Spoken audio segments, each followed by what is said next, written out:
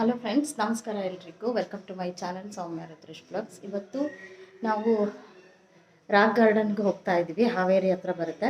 So ಗೊಟ್ಟಗೋಡಿ ಅಂತೇಳಿ ಆ ಒಂದು ಸ್ಥಳಕ್ಕೆ ಹೋಗ್ತಾ ಇದ್ದೀವಿ. ತುಂಬ ಸಂಪ್ರದಾಯ ಹಳೆ ಆಚರಣೆಗಳನ್ನೆಲ್ಲ ಅವರು ಕಲಾಕೃತಿಗಳ ಮೂಲಕ ತೋರಿಸಿದ್ದಾರೆ. ಸೊ ಆ ಒಂದು ಇದಕ್ಕೆ ನಾವು ಹೋಗ್ತಾ ಇದ್ದೀವಿ. ಸೊ ರೆಡಿಯಾಗಿಬಿಟ್ಟು ಹೋಗ್ತಾ ಇದ್ದೀವಿ. ಆ್ಯಕ್ಚುಲಿ ಅಲ್ಲೇ ಬ್ರೇಕ್ಫಾಸ್ಟು ಹಾಗೆ ಲಂಚ್ ಎಲ್ಲ ಇರುತ್ತಂತೆ. ಸೊ ನೋಡೋಣ, ನಿಮಗೂ ಕೂಡ ತೋರಿಸ್ತೀನಿ. ರೆಡಿಯಾಗಿ ಇವಾಗ ಹೊರಡ್ತಾ ಇದ್ದೀವಿ. ಬನ್ನಿ ಹೋಗೋಣ. ಹಲೋ ಫ್ರೆಂಡ್ಸ್, ನಾವೀಗ ಹೊರಡ್ತಾ ಇದ್ದೀವಿ.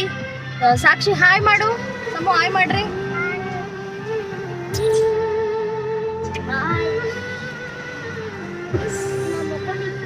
ಸೊ ಬೇರೆ ಕಾರು, ನಮ್ಮ ಅಕ್ಕವ್ರ ಕಾರು, ಕಾರಲ್ಲೂ ಹೋಗ್ತಾ ಇದ್ದೀವಿ. ನಮ್ಮ ಕಾರು ಬೇರೆ ಕಡೆ ಹೋಗಿದೆ. ಹಾಗಾಗಿ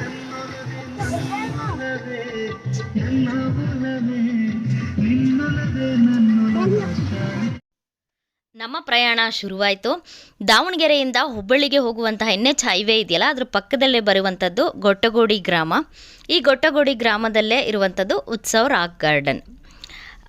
ಇದು ತುಂಬಾ ಎಕೋ ಫ್ರೆಂಡ್ಲಿ ಅಂತ ಹೇಳ್ಬೋದು. ಪರಿಸರ ಸ್ನೇಹಿ ಒಂದು ಉತ್ಸವ್ ರಾಕ್ ಗಾರ್ಡನ್ ಅಂತ ಹೇಳ್ಬೋದು. ದಾವಣಗೆರೆಯಿಂದ ಈ ಸ್ಥಳಕ್ಕೆ 110-120 ಕಿಲೋಮೀಟರ್ ಆಗುತ್ತೆ. 1.5 ಅವರಲ್ಲೆಲ್ಲ ನಾವು ರೀಚ್ ಆಗ್ಬೋದು.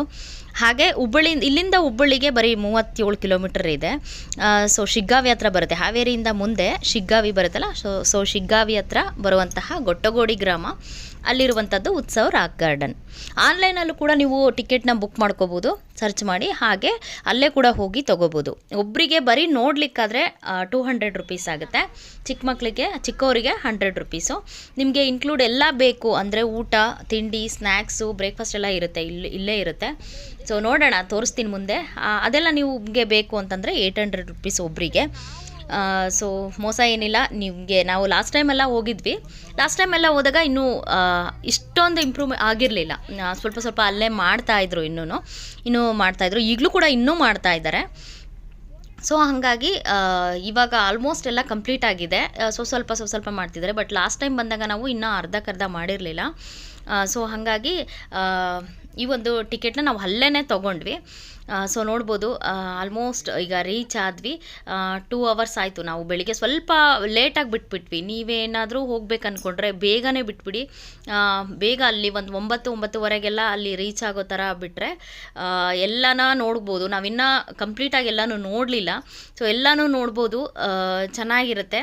ಸೊ ಈಗ ಎಂಟರ್ ಆದ್ವಿ ಉತ್ಸವ್ ರಾಕ್ ಗಾರ್ಡನ್ಗೆ. ನೋಡ್ಬೋದು, ನಾವು ವೀಕೆಂಡಲ್ಲಿ ಬಂದಿದ್ದು, ಅಂದರೆ 25th ಕ್ರಿಸ್ಮಸ್ ಡೇ ದಿನ ಬಂದಿದ್ದು ನಾವು. ನೋಡಿ ಎಷ್ಟು ರಶ್ ಇದೆ. ಅದರಲ್ಲೂ ಈಗ ಡಿಸೆಂಬರ್ ತಿಂಗಳಲ್ವಾ, ಹಾಗಾಗಿ ಸ್ಕೂಲ್ ಮಕ್ಕಳು ಈ ಟ್ರಿಪ್ ಕರ್ಕೊಂಬರೋರೆಲ್ಲ ಆಲ್ಮೋಸ್ಟ್ ಇದೇ ತಿಂಗಳಲ್ಲೇ ಕರ್ಕೊಂಬರೋದಲ್ವಾ.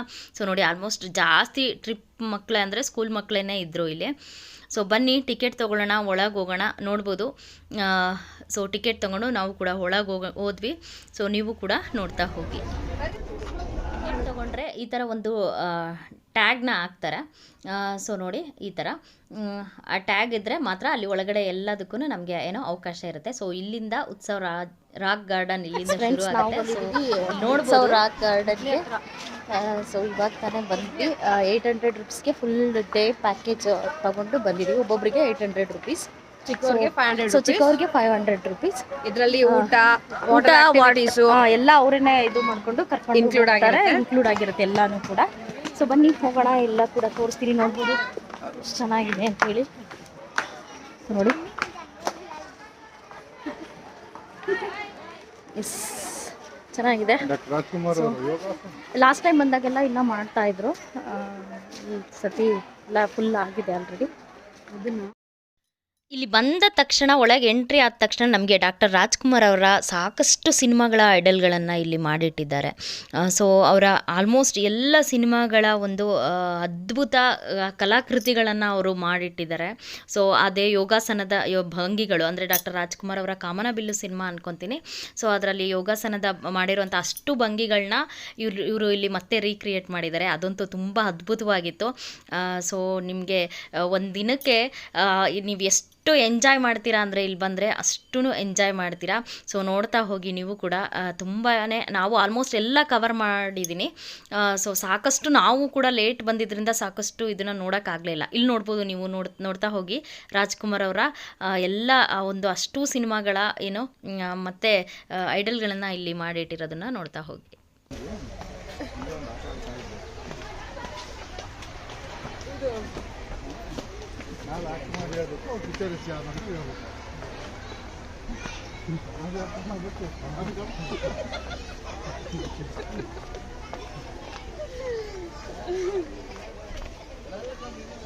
ಹಾಗೆ ಇಲ್ಲೊಂದೆರಡು ಅದ್ಭುತವಾದ ಸಾಲುಗಳನ್ನು ಕೂಡ ಬರೆದು ಹಾಕಿದ್ದಾರೆ. ಕಲೆ ಕೇವಲ ಸೌಂದರ್ಯ ಪ್ರಜ್ಞೆ ಆಗಿರದೆ ಸಾಮಾಜಿಕ ಚಿಂತನೆ. ಹೌದು, ನಿಜವಾದ ಸಾಲುಗಳಂದ್ರೆ ಇದು 100ಕ್ಕೆ 100 ಸತ್ಯವಾದಂತಹ ಮಾತು. ಕಲೆ ಅನ್ನೋದು ಕೇವಲ ಸೌಂದರ್ಯ ಪ್ರಜ್ಞೆ ಅಷ್ಟೇ ಅಲ್ಲ, ಅದು ಒಂದು ಸಾಮಾಜಿಕ ಚಿಂತನೆ ಕೂಡ ಹೌದು.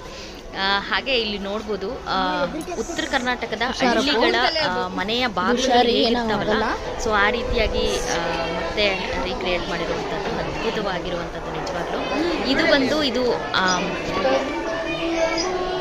ಬನಿಯನ್ ಟ್ರೀ ಅಂದರೆ ಆರ್ಟಿಸ್ಟಿಕ್ ಬನಿಯನ್ ಟ್ರೀ ಥರ ಮಾಡಿರುವಂಥದ್ದು.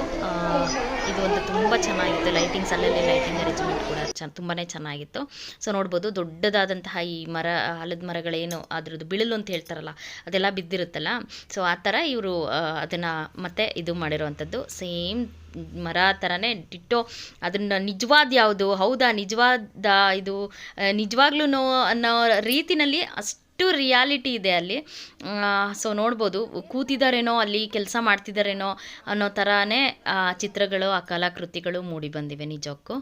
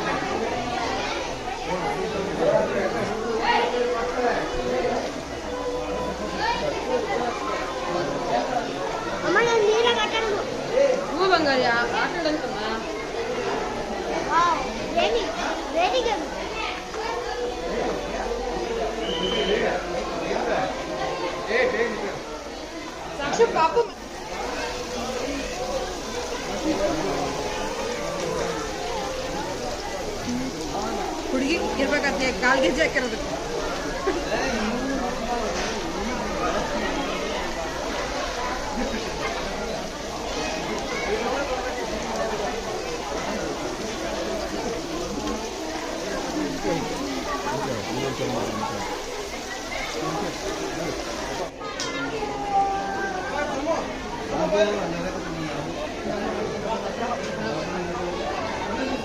ಎಷ್ಟು ನೋಡಿದೆ ಮಕ್ಕಳೆಲ್ಲ ಅಲ್ಲ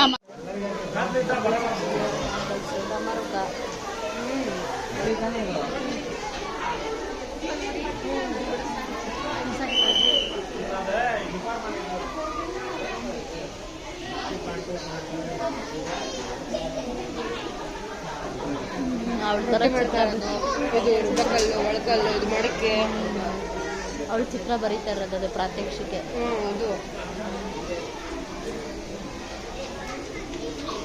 ಇದು ಚಪ್ಪರಿಸ್ತಾ ಇರೋದು. ಹೌದು, ಇದು ಮಾಡೋದು ಚಪ್ಪರಿಸ್ತಾರೆ. ಮೆಣಸಿನ್ಕಾಯಿ ಅದು ಕೊಡ್ತಾ ಇರೋದು, ಇದು ಮೆಣಸಿನ್ಕಾಯಿ, ಬೆಳ್ಳುಳ್ಳಿ, ಎಷ್ಟು ಕ್ಲೀನಾಗಿ ಡೀಟೇಲಿಂಗ್ ಕೊಟ್ಟಿದ್ದಾರೆ.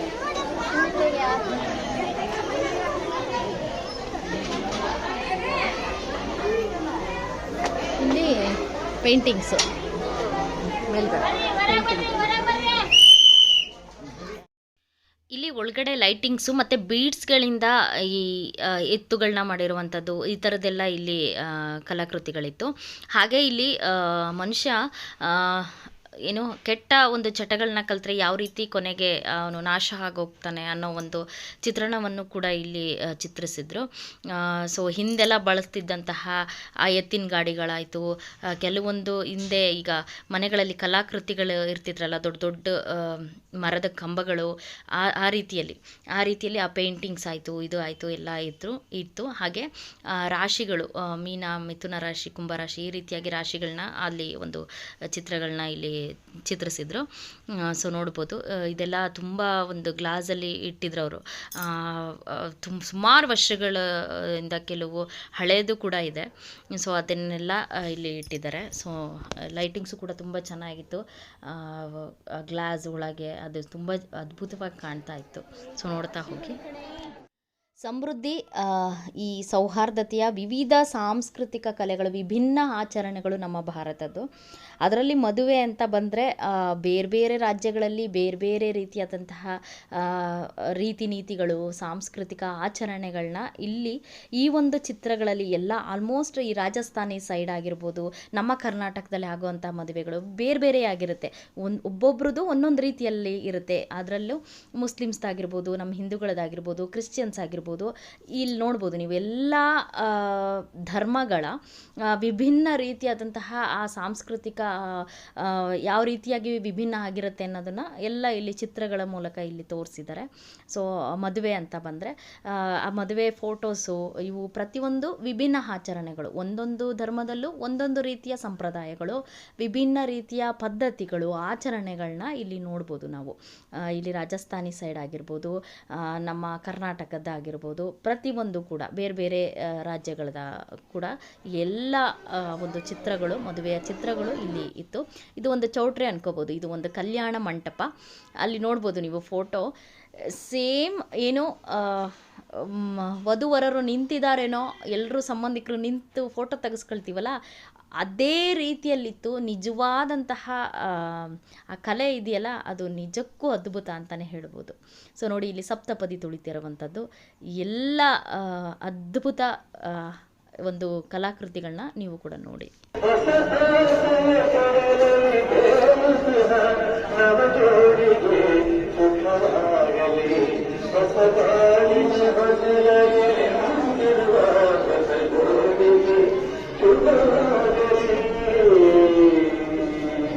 ಕಡೆ ಕ್ಯಾಮ್ರಾಮನ್, ಈ ಕಡೆ ವಿಡಿಯೋಗ್ರಾಫರ್.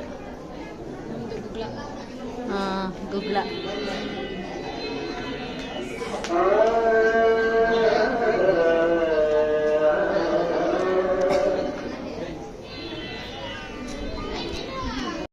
ಇದು ನೋಡ್ಬೋದು, ಮುತ್ತಿನ ಒಂದು ಮಣಿಗಳಿಂದ ಎತ್ತಿನ ಗಾಡಿಗಳಾಯಿತು, ಎತ್ತುಗಳನ್ನ ಮಾಡಿರುವಂಥದ್ದು, ಗೂಳಿ ಇರ್ತದಲ್ಲ, ಸೊ ಗೂಳಿ ಟೈಪಲ್ಲೆಲ್ಲ ಮಾಡಿರುವಂಥದ್ದು.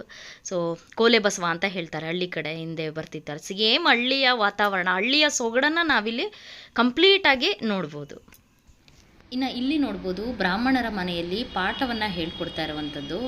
ಹಾಗೆ ಅಕ್ಕಸಾಲಿಗರು, ಕಂಬಾರರು, ಕುಂಬಾರರು, ಪ್ರತಿ ಒಂದು ಆ ಒಂದು ಚಿತ್ರಣನ ನೋಡಿ. ಇಲ್ಲಿ ಏನು ಹಿಂದೆ ಒಳಕಲಲ್ಲಿ ಒನಕೆಯಲ್ಲಿ ಕುಟ್ಟುತ್ತಾ ಇರುವಂಥದ್ದು, ಯಾವುದೇ ರೀತಿಯಾದಂತಹ ಮಿಷನರಿಗಳು ಇರಲಿಲ್ವಲ್ಲ.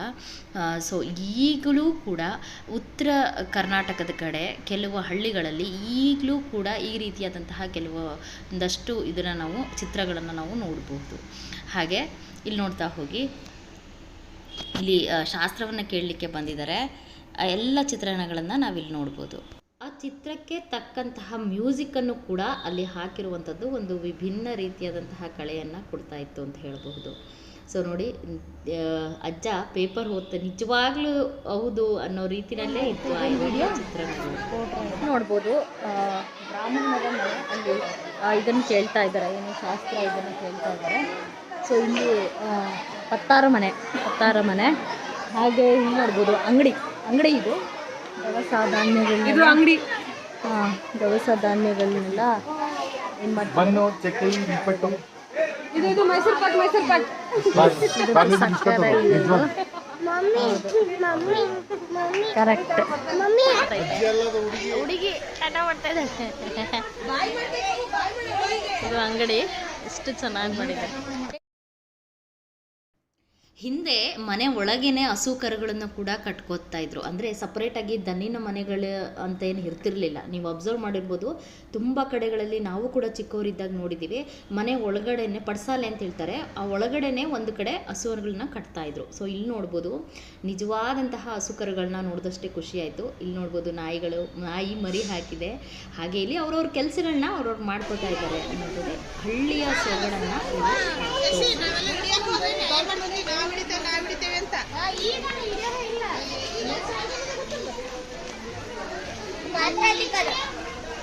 ಪಾತ್ರೆ ತೊಳಿತೈತೆ ನೋಡ ಅಮ್ಮ, ಪಾತ್ರೆ ತೊಳಿತೈತೆ.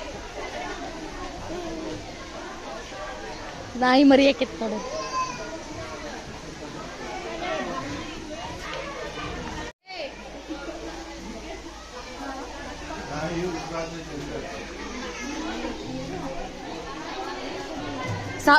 ಸಾಕ್ಷಿ ಬಂಗಾರಿ ಹೋಗಲ್ ಜೋಕಲ್ ಹೇಳ್ತೀಯ?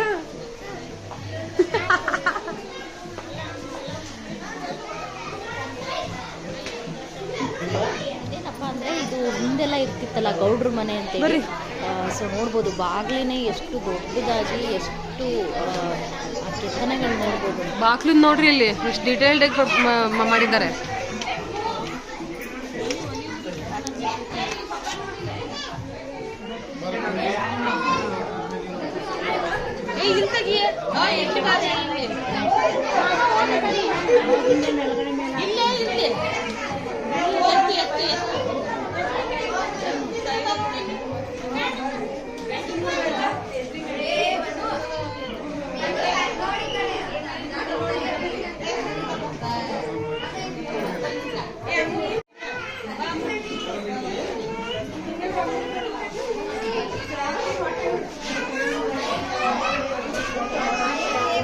ಅಲ್ಲೊಳಗೆ ಮಜ್ಜಿಗೆ ಕಡೆ ಆ ಥರ. ಇಲ್ಲಿ ನೋಡ್ಬೋದು ಅವ್ರವ್ರ ಕೆಲಸಗಳಲ್ಲಿ ನಿರತರಾಗಿದ್ದಾರೆ. ಅಂದರೆ ಒಬ್ಬರು ಮಜ್ಜಿಗೆ ಕಡಿತಿದ್ದಾರೆ, ರೊಟ್ಟಿ ಸುಡ್ತಿದ್ದಾರೆ, ಬೆಕ್ಕು ಮೇಲ್ಗಡೆ ಇದೆ. ಹಾಗೆ ಇಲ್ಲಿ ತೊಟ್ಲಲ್ಲಿ ಪಾಪನ ಮಲಗಿಸ್ತಾ ಇರೋದು, ಆ ಅಳುವಿನ ಸೌಂಡ್ ಕೂಡ ಅಲ್ಲಿ ಹಾಕಿರೋದು ಒಂದು ಎಕ್ಸ್ಟ್ರಾ ಲುಕ್ಕು ಕೊಡ್ತಾ ಇದೆ ಅದಕ್ಕೆ. ಸೊ ಹಾಗೆ ನೋಡ್ಬೋದು ಇಲ್ಲಿ ಹಸುಗಳು ರಿಯಲ್ ಹಸುಗಳೇ ಅನ್ನಬೇಕು, ಅಷ್ಟರ ಮಟ್ಟಿಗೆ ಹಸು ಕರು, ದನ ಕರುಗಳು, ಎಮ್ಮೆಗಳು ಇರುವಂಥದ್ದು.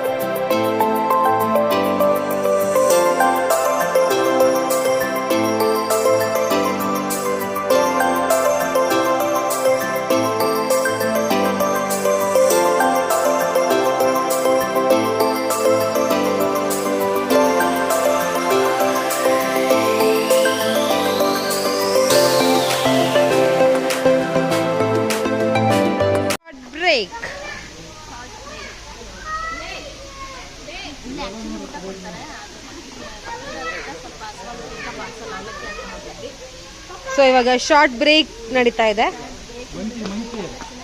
ಅಂಡ್ ಇಲ್ಲಿ ಸಾಹಸ ಮಾಡ್ತಾ ಇದ್ದಾರೆ.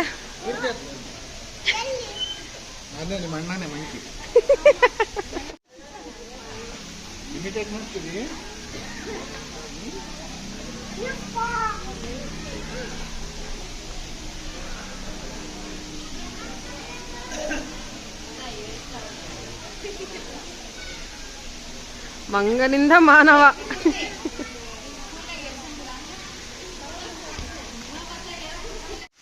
ನಾವು ಕೂಡ ಒಂದು ಚಿಕ್ಕ ಬ್ರೇಕ್ನ ತಗೊಂಡು ಮಕ್ಕಳಿಗೆಲ್ಲ ಸ್ವಲ್ಪ ಟಿಫನ್ ಮಾಡಿಸಿ, ಟಿಫನ್ ಆಲ್ರೆಡಿ ಕ್ಲೋಸ್ ಆಗುತ್ತಲ್ಲ, ಹಾಗಾಗಿ ನಾವು ಬಾಕ್ಸಲ್ಲಿ ತಗೊಂಡು ಬಂದಿದ್ವಿ ಇವಾಗ ಅಂತೇಳಿ.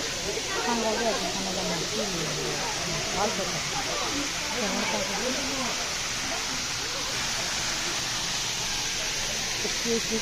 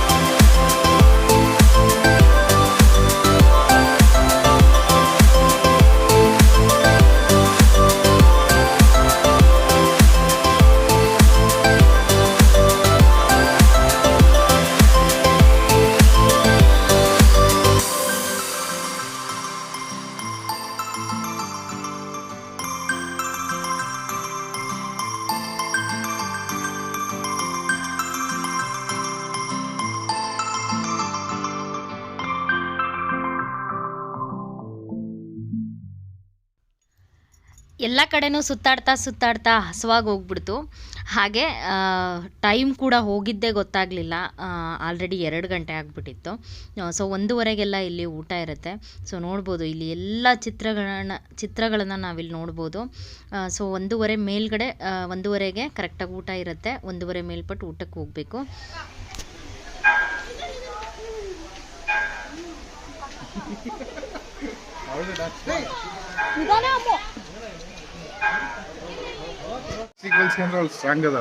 ಇಲ್ಲೆಲ್ಲ ಹತ್ರ ಸುತ್ತಾಡಿದ್ವಿ. ಈಗ ಆಲ್ಮೋಸ್ಟ್ ಒಂದು ಅರ್ಧ ಆಯ್ತಲ್ವ, ಕಾಲು ಭಾಗ ಆಗಿದೆ. ಇನ್ನು ತುಂಬ ಇದೆ ಸುತ್ತಾಡೋದು. ಹಾಗೆ ಊಟಕ್ಕೆ ಹೋಗ್ತಾ ಇದ್ದೀವಿ, ಇನ್ನೇನು ಊಟಕ್ಕೆ ಹೋಗ್ತಾ ಇದ್ವಿ. ಸೊ ಬನ್ನಿ ನೋಡ್ಬೇಕು.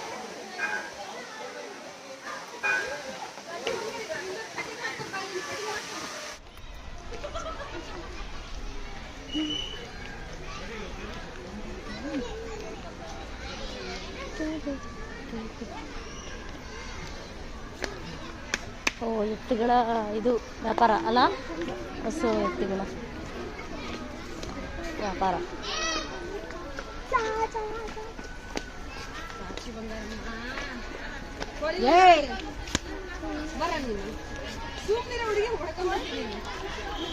ಕೋಳಿ ವ್ಯಾಪಾರ, ನಾಟಿ ಕೋಳಿ ಎಲ್ಲ ಹಿಡ್ಕ, ನಾಟಿ ಕೋಳಿ ಮಂಗನ್ ನಾಡ್ಸೋದು. ಇದು ದೇವರದ್ದು ಡಮ್ಮರ್ಗ. ಇದು ಅವಾಗ ಹಳೆ ಕಾಲದಲ್ಲಿ ಇತ್ತಲ್ಲ, ಇದು ಫೋಟೋ ತೋರ್ಸೋದು.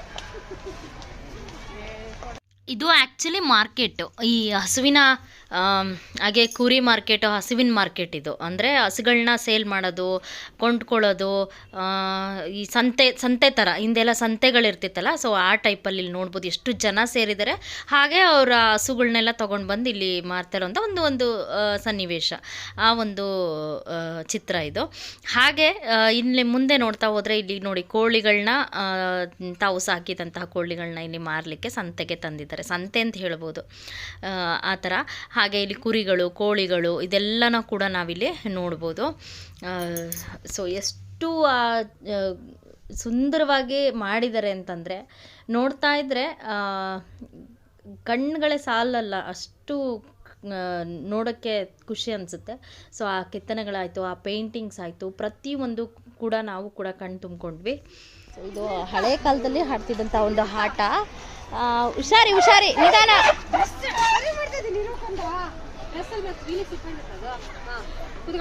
ಮರದ ಒಂದು ಆಟ ಆಡೋ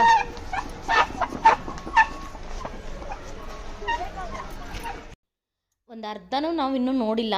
ಸೊ ನಾವು ಬಂದಿದ್ದು ಲೇಟ್ ಆಗಿದ್ದರಿಂದ ಸೊ ಊಟಕ್ಕೆ ಆಲ್ರೆಡಿ ಟೈಮ್ ಆಯಿತು. 1:30ಗೆ ಕರೆಕ್ಟಾಗಿ ಊಟ ಇರುತ್ತೆ, 1:30 ಮೇಲೆ. ಸೊ ಊಟದ ಬಗ್ಗೆ ಹೇಳಲೇಬೇಕು, ಸಖತ್ ಐಟಮ್ಸ್ಗಳಿತ್ತು. ಸೊ ನಿಮಗೆಲ್ಲನೂ ತೋರಿಸ್ತೀನಿ. ತುಂಬಾ ಐಟಮ್ಸ್ಗಳು ಮಾಡಿದರು. ಉತ್ತರ ಕರ್ನಾಟಕದ ಊಟ ಅಂದರೆ ನಿಮಗೆ ಗೊತ್ತಿರುತ್ತೆ, ಇಷ್ಟೆಲ್ಲ ವೆರೈಟಿಗಳಿರುತ್ತೆ. ವೆರೈಟಿ ಚಟ್ನಿ ಪುಡಿಗಳಾಯಿತು, ವೆರೈಟಿ ಪಲ್ಯಗಳಾಯಿತು, ಹಾಗೆ ಅಷ್ಟೇ ನೀಟಾಗಿ ಮೇಂಟೈನ್ ಕೂಡ ಮಾಡಿದ್ದಾರೆ. ನಮಗೆ ಊಟದ ಹಾಲ್ ಕೂಡ ಅಲ್ಲಿ ಟ್ರೆಡಿಷನಲ್ ಆಗಿ ಇರುವಂಥ ಒಂದು ಹಾಲ್ ಕೂಡ ಇದೆ. ಅಲ್ಲಿ ತುಂಬ ರಶ್ ಇದ್ದಿದ್ದರಿಂದ, ತುಂಬ ಜನ ಇದ್ದಿದ್ದರಿಂದ, ನಾವು ಕ್ರಿಸ್ಮಸ್ ದಿನ ರಜಾ ಇದ್ದ ದಿನ ಹೋಗಿರೋದ್ರಿಂದ ತುಂಬಾ ರಶ್ ಇತ್ತು. ಹಾಗೆ ಅವರು ಕೂಡ ತುಂಬ ಹೈಜಿನಿಕ್ಕಾಗಿ, ತುಂಬಾ ಒಂದು ಕ್ಲೀನಾಗಿ, ಅಚ್ಚುಕಟ್ಟಾಗಿ, ನೀಟಾಗಿ ಇತ್ತು ಊಟದ ವ್ಯವಸ್ಥೆ ಕೂಡ. ಊಟನೂ ಕೂಡ ಅಷ್ಟೇ ರುಚಿಯಾಗಿತ್ತು ಅಂತಲೇ ಹೇಳ್ಬೋದು. ಸೊ ನಮಗೆ ಬೆಳಿಗ್ಗೆ ಬ್ರೇಕ್ಫಾಸ್ಟ್ ಸಿಗಲಿಲ್ಲ, ಯಾಕೆಂದರೆ ನಾವು ಹೋಗಿದ್ದೆ ಆಲ್ರೆಡಿ ಟೈಮ್ ಆಗಿ ಹೋಗ್ಬಿಟ್ಟಿತ್ತು. ಬೆಳಿಗ್ಗೆ ಬ್ರೇಕ್ಫಾಸ್ಟ್ ಇರುತ್ತೆ, ಮತ್ತು ಮಿಡ್ ಮಾರ್ನಿಂಗ್ ಸ್ನ್ಯಾಕ್ಸ್ ಕೂಡ ಇರುತ್ತೆ. ಕಲ್ಲಂಗಡಿ ಹಣ್ಣು, ಈ ಥರದ ಫ್ರೂಟ್ಸ್ ಎಲ್ಲ ಕೊಡ್ತಾರೆ. ಹಾಗೆ ಮಧ್ಯಾಹ್ನ ಒಂದು ಕಂಪ್ಲೀಟ್ ಉತ್ತರ ಕರ್ನಾಟಕದ ಊಟ ಇರುತ್ತೆ. ಸೊ ಟೇಸ್ಟಿಯಾಗಿತ್ತು. ಇಲ್ಲಿ ನೋಡ್ಬೋದು ನೀವು ಕಂಪ್ಲೀಟ್ ಆಗಿರೋ ಒಂದು ಊಟನ. ಹೋಳಿಗೆ, ಸಜ್ಜೆ ರೊಟ್ಟಿ, ಜೋಳದ ರೊಟ್ಟಿ, ಅಕ್ಕಿ ರೊಟ್ಟಿ, ಹಾಗೆ ಚಪಾತಿ, ಕೋಸಂಬರಿ, ಕಾಳು ಪಲ್ಯ, ಉಪ್ಪಿನ ಪಲ್ಯ. ಇಲ್ಲಿ ನೋಡ್ಬೋದು. ಹಾಗೆ ಶೇಂಗಾ ಹೋಳಿಗೆ, ತುಪ್ಪ, ಹಾಗೆ ಗೋಧಿ ಹುಗ್ಗಿ ಸ್ವೀಟು, ಹಾಗೆ ಮೆತ್ತನ್ ರೊಟ್ಟಿ, ಗಟ್ಟಿ ರೊಟ್ಟಿ, ಈ ಸಜ್ಜೆ ರೊಟ್ಟಿ ಅಂತ ಹೇಳ್ತಾರೆ, ಹಾಗೆ ಚಪಾತಿ, ಹಾಗೆ ಕೋಸಂಬರಿ, ಕಾಳು ಪಲ್ಯ, ತರಕಾರಿ ಪಲ್ಯ, ಚಟ್ನಿ ಪುಡಿಗಳು, ಕೆಂಪು ಚಟ್ನಿ, ಶೇಂಗಾ ಪುಡಿ, ಹಾಗೆ ಗುರೆಳ್ ಪುಡಿ, ಉಪ್ಪಿನಕಾಯಿ, ಮೊಸರು, ಹಾಗೆ ಹಿಟ್ಟಿಂದೊಂದು ಪಲ್ಯ, ಹಿಟ್ಟಿಂದು ಕೊರೆದ್ಬಿಟ್ಟು ಮಾಡ್ತಾರೆ ಈ ಕಡೆ ಪಲ್ಯನ, ಅದಂತೂ ತುಂಬ ಟೇಸ್ಟಿಯಾಗಿತ್ತು. ಸೊ ಈ ಥರ ಒಂದು ಕಂಪ್ಲೀಟ್ ಊಟ. ಹಾಗೆ ಬುತ್ತಿ ಇತ್ತು, ಜೊತೆಗೆ ಅನ್ನ ಮತ್ತು ಸಾಂಬಾರು ಕೂಡ ಚೆನ್ನಾಗಿತ್ತು, ಜೊತೆಗೆ ಮಸಾಲೆ ಮಜ್ಜಿಗೆ ಕೂಡ ಇತ್ತು, ಬಜ್ಜಿ, ಬೋಂಡ ಎಲ್ಲ ಕೂಡ ಕಂಪ್ಲೀಟ್ ಊಟನೇ ಇಲ್ಲಿತ್ತು ಅಂತ ಹೇಳ್ಬೋದು. ಇದಾಗಿತ್ತು ಇವತ್ತಿನ. ನಾವು ಕೂಡ ಊಟ ಎಲ್ಲ ಮುಗಿಸ್ಬಿಟ್ಟು ಮತ್ತೆ ಇನ್ನು ನೋಡಲಿಕ್ಕೆ ಮತ್ತೆ ಹೊರಟ್ವಿ. ಸೊ ಎಷ್ಟು ನೋಡಿದ್ರೂ ಸಾಲಲ್ಲ, ಅಷ್ಟು ದೊಡ್ಡದಾದಂತಹ, ಅಷ್ಟು ಐಟಮ್ಸ್ ನೋಡೋಂಥದ್ದಾಯಿತು, ಆಟ ಆಡೋಕ್ಕಾಯಿತು, ಪ್ರತಿಯೊಂದು ಕೂಡ ಅಲ್ಲಿತ್ತು. ಸೊ ಊಟ ನಿಧಾನವಾಗಿ ಸಮಾಧಾನವಾಗಿ ಕೂತು ಊಟ ಮಾಡಿ ನೆಕ್ಸ್ಟ್ ನಾವು ಕೂಡ ಮುಂದುವರಿಸಿದ್ವಿ. ಸೊ ಈ ವಿಡಿಯೋನ ಇಲ್ಲಿಗೆ ಮುಗಿಸ್ತಾ ಇದ್ದೀನಿ. ನೆಕ್ಸ್ಟ್ ವಿಡಿಯೋದಲ್ಲಿ ಇದರ ಮುಂದುವರೆದ ಭಾಗನ ನೋಡ್ತೀರಾ. Thank you for watching. ಮತ್ತೆ ನೆಕ್ಸ್ಟ್ ವಿಡಿಯೋದಲ್ಲಿ ಸಿಗ್ತೀನಿ. Thank you.